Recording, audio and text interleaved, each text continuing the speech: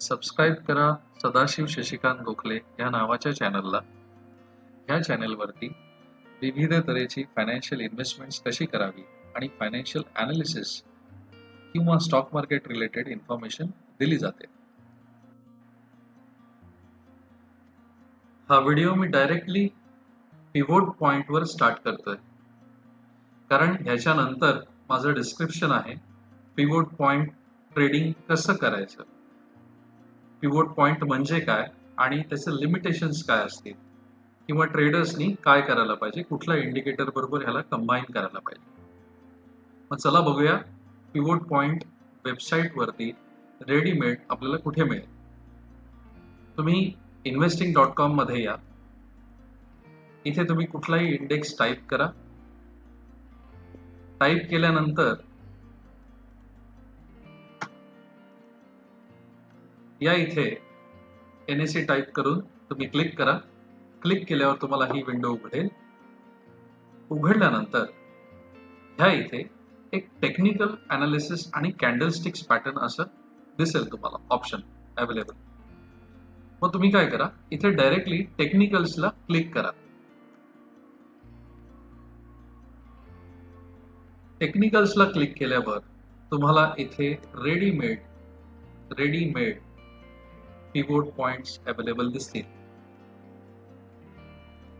R1, R2, R3 resistance व्हिडिओमध्ये explain केलेलंच आहे, आणि S1, S2, S3 support price, म्हणजे जिथून स्टॉक खाली जाऊ शकतो, ज्याला आपण सपोर्ट प्राइस म्हणतो, किंवा सपोर्ट प्राइस वरनं तो वर येऊ शकतो.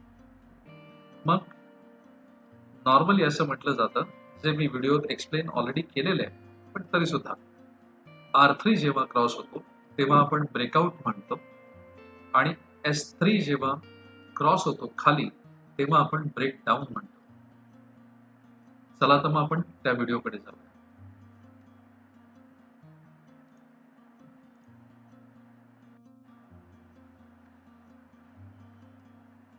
नमस्कार. आजचा जो टॉपिक आहे तो आहे एक बेसिक ट्रेडिंग स्ट्रॅटेजी. इन्व्हेस्ट करताना काही लोक ट्रेडिंग टेक्निक्स वापरतात. मग आजचं जे काही टेक्निक आहे त्या टेक्निकचं जे नाव आहे ते आहे pivot point trading. Pivot point हा एक टेक्निकल ॲनालिसिसचा भाग आहे, म्हणजे हा टेक्निकल ॲनालिसिसचा इंडिकेटर आहे. तो काय करतो माहिती आहे का, की बाबा सिम्पली ॲव्हरेज घेतो तो हाय आणि लोचं जे काही क्लोजिंग प्राइजेस आहेत, हाय लो आणि closing price from the previous closing day, त्याचा एक ॲव्हरेज घेऊन त्याच्यात ट्रेड केला जातो. म्हणजे पिव्होट पॉइंट म्हणजे काय, की असा एक पर्टिक्युलर पॉइंट जिथून टर्न अराउंड स्टोरी होऊ शकते, म्हणजे ब्रेकआउट येऊ शकतो, ब्रेकडाऊन येऊ शकतो, किंवा साईडवेज एखादा ट्रेंड जाऊ शकतो. त्याला आपण पिव्होट ट्रेडिंग असं म्हणतो. मग पिव्होट पॉइंटचा ब्रेकआउट ट्रेड हा कसा ओळखायचा, तुम्ही आधी एक पोझिशन ओपन करा आणि त्याला तुम्ही स्टॉप लॉस लिमिट लावू शकता डेफिनेटली. पण काय होतं की पिव्होट पॉइंट म्हणजे नथिंग बट एक मध्य काढला जातो. फॉर एन एक्झाम्पल 10 आणि 20 यांचा मध्य समजा आपण 15 पकडला, तर 15 हा त्याचा पिव्होट पॉइंट झाला. आणि हे जर प्रिव्हियस क्लोजिंग डेला झाला असेल तर पिव्होट पॉइंट कॅल्क्युलेट केला जातो. मी पुढे तुम्हाला दाखवणार आहे की पिव्होट पॉइंटचा फॉर्म्युला काय, तो कसा कॅल्क्युलेट केला जातो. पण हे ज्यांना ट्रेडिंग करायचं आहे, ज्यांना काहीतरी पैसे कमवायचे घरी बसल्या बसल्या, त्यांच्यासाठी हे पिव्होट ट्रेडिंग टेक्निक जे आहे हे फार महत्वाचं आहे. प्राइस जिथून रिव्हर्स होते त्याच्यासाठी तुम्हाला चार्ट बघणं गरजेचं आहे. मग चार्ट बघताना अजून बेसिकली काय काय गोष्टी आपल्याला बघायला पाहिजेत ते आपण बघूया. How pivot point is calculated. Significant prices एखाद्या स्टॉक्सची मुवमेंट होताना आपल्याला दिसते, अप अँड डाऊन. मग एक प्रायर ट्रेडिंग डे त्याचा घेतला जातो. मगाशी मी सांगितलेल्याप्रमाणे हाय, लो आणि क्लोज हे प्रिव्हियस डेचं सगळं कॅल्क्युलेशन केलं जातं, आणि त्या पॉइंटला ट्रेडिंग पॉइंट पकडला जातो. उदाहरणार्थ सिप्ला हा एक शेअर आहे आणि त्याची समजा XYZ ट्रेडिंग प्राइस आहे.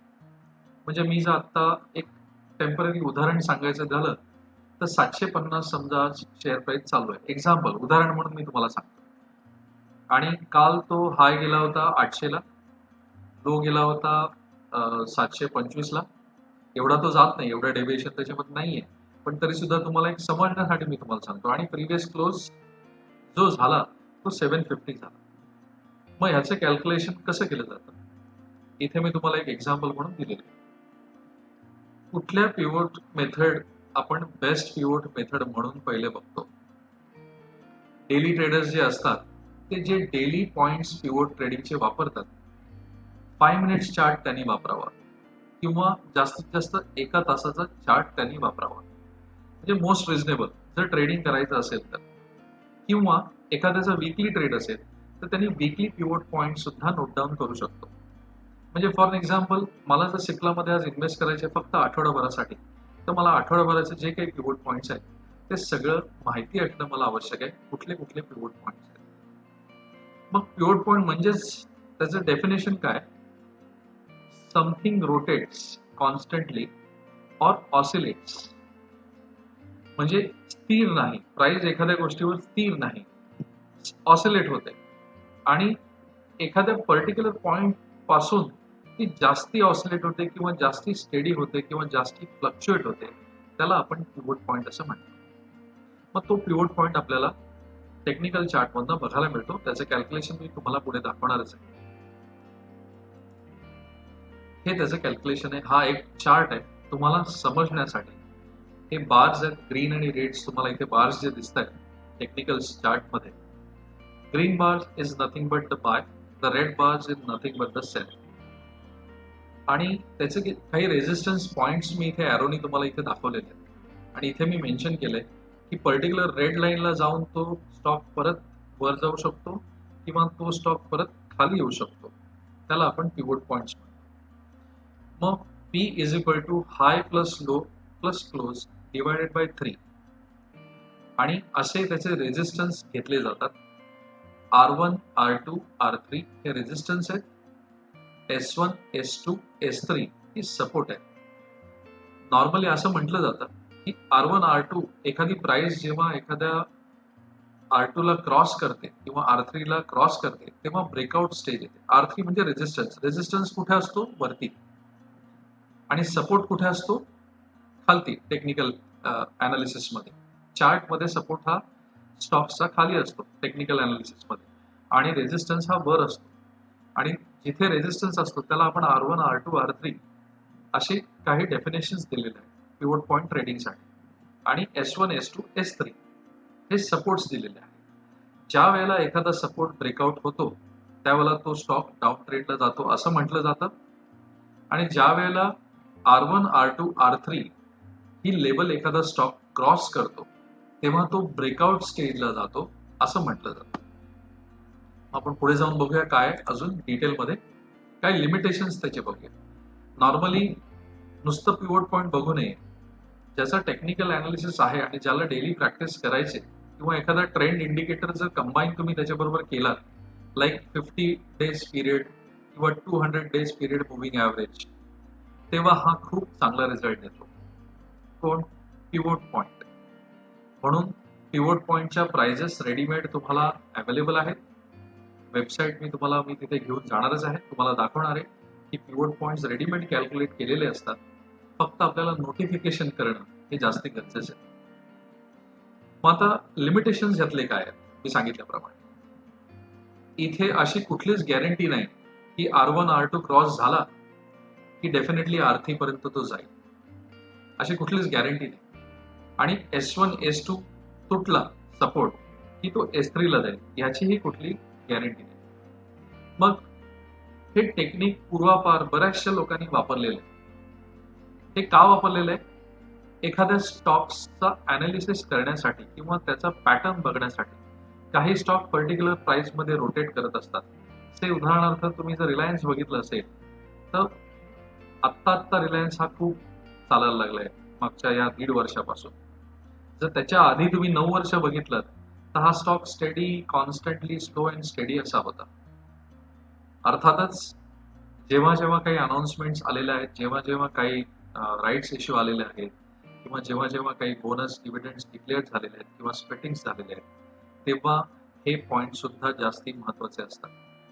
आणि हे पिवोट पॉईंट जर तुम्हाला माहिती असतील तर तुमचा concept along with 50 days period किंवा 200 डेज मुव्हिंग ॲव्हरेज पिरियड जर तुम्ही कंबाईन केलं हा पिवोट पॉईंट, तर तुम्हाला खूप चांगले रिझल्ट येतात. ट्रेडिंगसाठी म्हणतो मी. ज्या लोकांना ट्रेडिंग करायचंय, आज बाय केलंय, येत्या 2 दिवसात किंवा आठवड्याभरात या स्टॉकमधनं त्यांना बाहेर यायचंय, त्यांच्यासाठी हा व्हिडिओ आहे. मग रेजिस्टन्स आपला बघितला जातो कारण एखादा पास्ट हिस्ट्रीमध्ये चार्टमध्ये जेव्हा तुम्ही बघता तेव्हा जो टॉपमोस्ट रेजिस्टन्स आहे तो नोटिफाय तुम्ही करू शकता. त्याच्यामध्ये रेजिस्टन्स लाईन पॅटर्न्स तुम्ही ड्रॉ करू शकता आणि ही सगळी इन्फॉर्मेशन तुम्हाला वेबसाईटमध्ये अवेलेबल आहे. Resistance is nothing but the market concept, a true technical indicator. वेळोवेळी प्रत्येक वेळेला उदाहरणार्थ स्टेट बँक ऑफ इंडिया एखाद्या पर्टिक्युलर प्राइसला जाऊन तो स्टॉक परत खाली येतो, समजा 185 किंवा 186, इथून रिव्हर्सल भरपूर वेळा समजा झालं असेल तर त्या पॉइंटला आपण रेजिस्टन्स असं म्हणतो. म्हणून मोस्ट ऑफ द ट्रेडर्स करतात काय, ॲज सून ॲज 186 तो स्टॉक प्राइस गेला की तिथून प्रॉफिट बुकिंग करायला सुरुवात करतात किंवा shorts in futures and option सेगमेंटमध्ये शॉर्ट्स करायला सुरुवात करतात, ज्याला आपण रेजिस्टन्स म्हणतो. मग असे किती प्रकारचे पिवोट पॉइंट्स ट्रेडिंगमध्ये अवेलेबल आहेत? टेक्निकली स्पीकिंग तुम्हाला माहिती असणारे पिवोट पॉइंट्स हे तुमच्या ट्रेडिंग स्किलवर अवलंबून असतील. तुम्ही कुठले इंडिकेटर कंबाईन करताय पिवोट पॉइंट्स बरोबर त्याच्यावर अवलंबून असतील. पण तरी सुद्धा तुम्हाला उदाहरण म्हणून मी सांगतो, स्टँडर्ड पिवोट पॉइंट्स हा एक कन्सेप्ट आहे, वुडीज पिवोट पॉइंट हा दुसरा कन्सेप्ट आहे, कॅमरेला पिवोट पॉइंट्स हा तिसरा कन्सेप्ट आहे आणि सर्वात पॉप्युलर म्हणजे फिबोनाची पिवोट पॉइंट्स, ज्याला रिट्रेसमेंट लेवल्स आपण म्हणतो. एखाद्या पर्सेंटेज, एखाद्या पर्टिक्युलर स्टॉक प्राइस किती पर्सेंटेजला जाऊन तो रिट्रेस करेल, किती पर्सेंटेजला जाऊन तो अपट्रेंडमध्ये जाईल, that is nothing but called as Fibonacci pivot points. बऱ्याचशा लोकांना पिवोट पॉइंट्स काय हे माहिती असेल, पण त्यांना ट्रेडिंग जर करायचं असेल तर त्यांनी इंडिकेटर बरोबर जर कंबाईन केलं तर त्यांना नक्की चांगले रिझल्ट येतील. 50 डेज किंवा 200 डेज मुव्हिंग ॲव्हरेज बरोबर तुम्ही याला कंबाईन करा, तुम्हाला खूप चांगले रिझल्ट येतील. चार्ट जास्तीत जास्त आवरली 5 मिनिट्स किंवा वीकली, मंथली चार्ट्समध्ये जाऊ नका. तुम्ही वीकली चार्ट्सपर्यंतच लिमिटेशन्स ठेवा जर तुम्हाला एक्झिट लवकर करायचं असेल कुठल्या स्टॉकपासून. तर मग आपण बघूया स्टँडर्ड पिवोट पॉइंट्स म्हणजे काय. असे पिवोट पॉइंट्स जे प्लॉटेड असतात डिफॉल्ट, म्हणजे आजकाल ट्रेडिंग सिस्टम्स अवेलेबल आहेत ज्याच्यात सेटिंग्स ऑलरेडी फिक्स केलेले असतात चार्टवरती, तुम्हाला फक्त ड्रॅग अँड ड्रॉप करायचे. ते ऑलरेडी कॅल्क्युलेट केलेले असतात डिफॉल्ट सेटिंग्स, ज्याला आपण मोस्ट मॉडर्न ट्रेडिंग स्टेशन्समध्ये तुम्हाला दिसतील, म्हणजे लॅपटॉप्समध्ये, मोठ्या मोठ्या कम्प्युटर्समध्ये ऑलरेडी प्रीली इन्स्टॉल त्याच्यामध्ये तुम्हाला दिसतील. वुडीजमध्ये जे कॅल्क्युलेशन केलेलं आहे ते स्टँडर्ड फॉर्म्युला वापरलेला आहे पिवोट पॉइंटचा. तो फॉर्म्युला असा आहे, ॲडिशनल वेट देतात ते मार्केट क्लोजिंग प्राइसेसला. म्हणजे काय की एक्सपोनेन्शियल मुव्हिंग ॲव्हरेज त्याच्यामध्ये घेतलं जातं, नुसतं मुव्हिंग ॲव्हरेज घेतलं जात नाही वुडी पिवोट पॉइंटमध्ये. याच्या आधी जे मी तुम्हाला समजवलं ते मी तुम्हाला फक्त 200 days moving average along with pivot point सांगितलं, पण आता जे वुडी सांगतोय त्याच्यामध्ये एक्सपोनेन्शियल मुव्हिंग ॲव्हरेज त्याच्यावर जास्ती भर दिलेला आहे, म्हणून त्याला वुडीज पिवोट पॉइंट असं म्हटलेलं आहे. काही डिफरंट स्किल्स नाहीये, पण मोस्टली वेटेड हेविली ज्याचा अर्लियर प्राइस डेटा घेतलेला आहे मागचा, तो एक्सपोनेन्शियल मुव्हिंग ॲव्हरेज वरती घेतलेला आहे. कॅमरेला हा जो पिवोट पॉइंट आहे हा निकोलस स्कॉट 1980 मध्ये इंट्रोड्यूस केलेला आहे. म्हणजे सिमिलर तुम्ही बघू शकता की वुडीज पिवोट पॉइंट आणि कॅमरेला पिवोट पॉइंट जर असे तुम्हाला सिमिलर दिसतील, कारण की दोन्हीही क्लोजिंग प्राइजेस प्रायर डेचे घेतात इन ऑर्डर टू कम्प्यूट की सपोर्ट आणि रेजिस्टन्स. म्हणजे रेजिस्टन्स आणि सपोर्ट कॅल्क्युलेट करण्यासाठी आदल्या दिवशीच दोन्ही क्लोजिंग प्राइजेस घेतात. फक्त कॅमरेला मध्ये काय की मेन डिफरन्स आहे की टेक्निक, ज्याची 9 लेवल प्राइस आहे. For an example, total of 9 price levels, R1, R2, R3, S1, S2, S3 हे नॉर्मली 3 पिवोट पॉइंट्स लोक यूज करतात. पण ह्याच्यात असे बरेचसे पिवोट पॉइंट्स तुम्ही बघायला मिळतील कॅमरीला पिवोट पॉइंट्स मध्ये. आणि सर्वात popular Fibonacci retracement is one of the best tool available for trading. कारण नॉर्मली प्राइजेस रिट्रेस प्रत्येक गोष्टीला एक चढ आणि उतार हा फिक्स आहे. उदाहरणार्थ, तुम्ही बॉल जर आकाशात फेकला तर त्याचे काही लिमिटेशन्स आहे, तो किती वर आहे प्रत्येकाच्या फोर्स प्रमाणे. 100 किलोचा माणूस जेव्हा बॉल फेकतोय, 90 किलोचा माणूस जेव्हा बॉल फेकतोय, 60 किलोचा माणूस जेव्हा बॉल फेकतोय, त्याचा फोर्स किती आहे, त्याचा स्पीड किती आहे, त्यामुळे तो एक रेझिस्टन्स लेवल प्रत्येकाचा वेगळा असेल. आणि हेच फिबोनाची रिट्रेसमेंटनी सांगितलेलं आहे की इथे 38.2% ही एक रिट्रेसमेंट लेवल आहे, त्याच्यानंतर 50% एक रिट्रेसमेंट लेवल आहे, आणि नंतर 61.8% ही रिट्रेसमेंट लेवल आहे, आणि 100%. से उदाहरणार्थ, तुम्ही आज 100 रुपये एखाद्या शेअरची प्राइस बघितली तर 138.2 नॉर्मली तुम्हाला तो रिट्रेस होताना दिसेल as per the technique of Fibonacci pivot points. हे माझे स्वतःचे शब्द नाहीये. आत्तापासून किंवा याच्या आधी लोकांनी ज्यांनी पिवोट ट्रेडिंग केलेलं आहे किंवा ज्यांनी फिबोनाची रिट्रेसमेंट लेवलनी ट्रेडिंग केलेलं आहे त्याचं कॅल्क्युलेशन मी इथे फक्त तुमच्या समोर मांडतोय, खास आपल्या मराठी बांधवांसाठी ॲज वेल ॲज जे कोणी हा व्हिडिओ बघतायत, ज्यांना हे नवीन आहे नॉलेज, जे नवीन ट्रेडिंग करायला आज उतरलेले आहेत त्यांच्यासाठी हे नॉलेज आहे. मग निघता काही NSE वरच्या महत्वाच्या शॉर्ट नोट्स मी तुम्हाला सांगणार आहे की बाबा, जेव्हा ड्रॉपडाऊन तुम्ही बघता कुठे एखादी ट्रेडिंग साईट तुम्ही उघडली आणि जेव्हा तुम्ही असं बघता की बाबा नाही, EQ म्हणजे काय, DE म्हणजे काय, DL म्हणजे काय. म्हणजे EQ म्हणजे काय, इट स्टँड्स फॉर इक्विटी. तुम्ही जेव्हा हिस्टॉरिकल डेटामध्ये जाता आणि जेव्हा तुम्ही EQ वर क्लिक करता, EQ is nothing but equity which is called as intraday trading. डिलिव्हरीमध्ये intraday trading. D stands for book entry, shares falling in trade to trade, or T segment. T segment म्हणजे काय, एक series असते आणि त्याच्यामध्ये intraday allowed असतं. For example, आज मी जर ट्रेड केलं तर नॉर्मली T+2 ट्रेडिंग डेज मध्ये माझ्या अकाउंटमध्ये माझे पैसे येतात. सेबीने आता रिसेंटली काही नवीन नॉर्म्स काढलेत, त्याच्यावर आपण एक वेगळा व्हिडिओ तर डेफिनेटली तुम्हाला बघायला मिळेलच. पण जे आपण फक्त स्टिक टू पिवोट पॉइंट्सच्या संदर्भात मी तुम्हाला सांगतोय. नॉर्मली जेव्हा आपण हिस्टॉरिकल डेटा बघायला जातो तेव्हा हे बरेचसे तुमचे पॉइंट्स आहेत ते तुम्हाला प्रश्न पडतात की बाबा डी म्हणजे काय, BL म्हणजे काय. मग BL म्हणजे काय की series is for facilitating block deals. BL block deals, याचा एक स्पेशल टाइम विंडो आहे 9:15 पासून ते 9:50 मग हे आपल्याला माहिती असलं पाहिजे की बाबा मिनिमम 5 लाख शेअर्स और मिनिमम 5 करोड रुपीज. माझा एक व्हिडिओ आहे YouTube वरती, जर तुम्हाला हा व्हिडिओ आणि त्याची लिंक तुम्हाला हवी असेल तर मी इथे तुमच्यासाठी लिंक ठेवतो, तुम्ही तो व्हिडिओ जाऊन बघा. त्याच्यामध्ये बल्क डील म्हणजे काय आणि ब्लॉक डील म्हणजे काय हे मी तुम्हाला समजावलेलं आहे. BT म्हणजे काय, हा नॉर्मली एक्झिट रूट आहे कोणासाठी, स्मॉल इन्व्हेस्टरसाठी ज्यांचे फिजिकल फॉर्म मधले मिनिमम 500 शेअर्स आहेत, हा BT सेगमेंट आहे. आणि BZ म्हणजे काय, जे स्टॉक्स ब्लॅक लिस्टेड आहेत, ब्लॅक लिस्टेड त्याला आपण BZ असं म्हणतो. जेव्हा तुम्ही ड्रॉपडाऊन मध्ये हिस्ट्रीमध्ये हिस्टॉरिकल डेटामध्ये जेव्हा हे सगळे काही छोटे छोटे ऑप्शन्स बघता त्याचं एक्सप्लेनेशन मी तुम्हाला इथे समजवण्याचा प्रयत्न केला. Intraday is not allowed in such stocks. GC म्हणजे गव्हर्नमेंट सिक्युरिटीज. मी तुम्हाला पहिल्या व्हिडिओमध्ये जे सांगितलेलं आहे की गव्हर्नमेंट सिक्युरिटीज, बॉन्ड्स कुठे बघायचे, NSE सेगमेंटला कुठे जाऊन बघायचं. GC is nothing but government securities. आणि IL it's a special segment. Series allows only for FIIs. FIIs म्हणजे काय, फॉरेन इन्स्टिट्यूशनल इन्व्हेस्टर्स जे ट्रेड करतात amongst themselves. Permissible only those securities where maximum permissible limit for FII is not breached.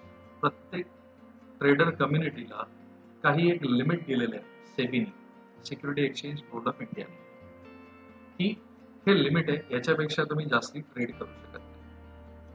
अर्थातच pivot point जेव्हा हे सगळे तुम्ही dropdown बघाल आणि जेव्हा तुम्ही हिस्टॉरिकल डेटा काढाल तेव्हा तुम्हाला कळेल की गेल्या एका महिन्यामध्ये ह्यांनी ॲव्हरेज रिटर्न काय दिले, गेल्या एका महिन्यामध्ये ॲव्हरेज रिटर्न माझे निगेटिव्ह आहेत का पॉझिटिव्ह आहेत, आणि म्हणून तुम्ही तो स्टॉक ॲनालिसिस पिवोट पॉइंट ट्रेडिंगनी करणं गरजेचं आहे जर तुम्हाला ट्रेडिंग करायचं असेल. हे फक्त आणि फक्त ट्रेडर्ससाठी हा व्हिडिओ आहे, ज्यांना काही ट्रेड करायचं आहे, बाय करायचे आणि येत्या आठवड्यामध्ये सेल करायचे. माझा हा जर व्हिडिओ तुम्हाला आवडला असेल तर तुम्ही माझ्या व्हिडिओला सबस्क्राईब करा, तुम्ही कमेंट सुद्धा करा आणि हा व्हिडिओ जास्तीत जास्त लोकांपर्यंत पोहोचवण्याचा प्रयत्न करा. मी हा व्हिडिओ इथेच थांबवतो आणि रजा घेतो. पुढच्या व्हिडिओत आपण नवीन काहीतरी घेऊन नवीन इन्फॉर्मेशनवर काहीतरी डिस्कशन करू आणि काही पॉइंट्स हायलाईट करू. धन्यवाद.